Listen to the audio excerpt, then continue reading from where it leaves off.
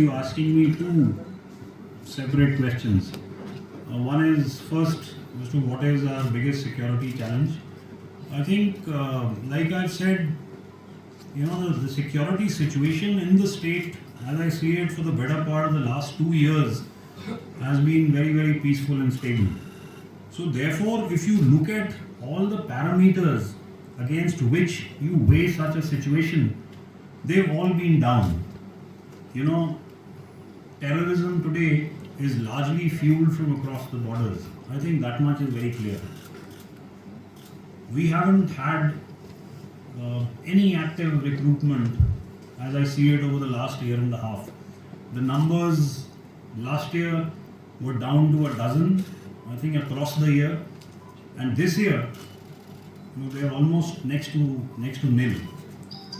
So therefore, if you see another violence parameters in terms of atrocities committed by terrorists, I think if you even look at the 4 or 5 incidents that we've had in the valley this year, softer targets have been picked, where it's easy for even untrained personnel, maybe wielding a pistol or a smaller weapon to carry out such an atrocity. But the numbers are almost negligible.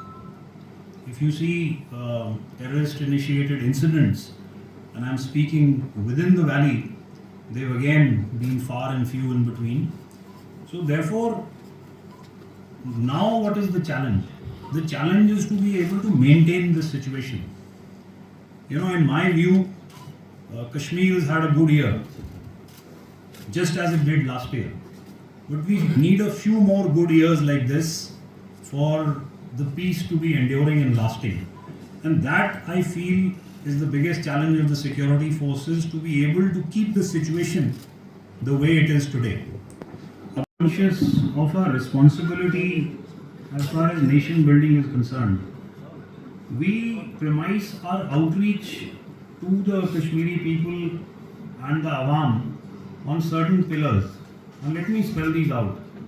The first one is education, the second is the youth, third is women, the fourth is promoting culture.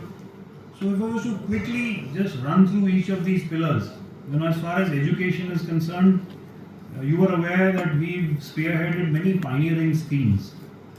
We've got 28 Army Rural schools that are spread across the valley, and I feel that through these, we can shape the personalities of young children and make them realize as to what is good for them, what are the opportunities that lie ahead of them, and how they can realize these. You've heard of the JKSSS, where we sponsored as many as 900 students. We've invested about 37 crores over the last 3 years, and this will continue because most of these students are going to colleges and universities that have been carefully and deliberately identified and picked, and the students are in 4-year programs that they are attending. You heard of the Super 50, which trains and prepares students for stringent exams such as the NEET, IITs and the IIMs, and we are providing them the wherewithal and the necessary preparation that can prepare them for the very, very tough competition that is obviously there in these exams. Speaking about the youth, I know there are challenges such as ill influences. Look, like I said, we need a few more good years like the ones that we've had. 2024, 2023, I would say 2022 also amongst those. But I again want to say that for this peace to be enduring and lasting, we need to go through this process for a few more years. And therefore, whether it is the counter-infiltration grid on the line of control or the counter-terrorism grid that is deployed in the valley, it has to be maintained and sustained, because we are possibly in the consolidation phase, and therefore, in my view, no dilution of the grid is either recommended, and I definitely am not a proponent of that at this stage. Agency committees put out are approximately 80. And if you see, that's the lowest number in many years.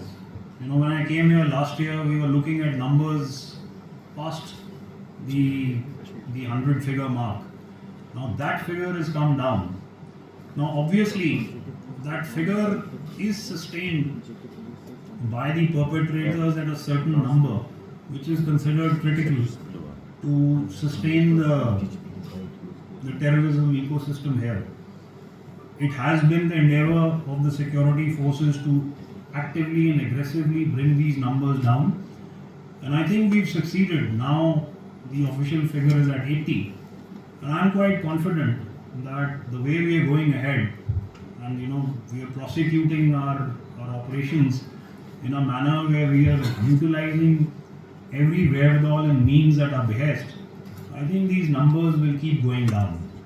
So already at 80, we could be looking at an even lesser figure, you know, maybe by the mid of next year. I'm keeping in mind that we're almost knocking at the doors of the winter.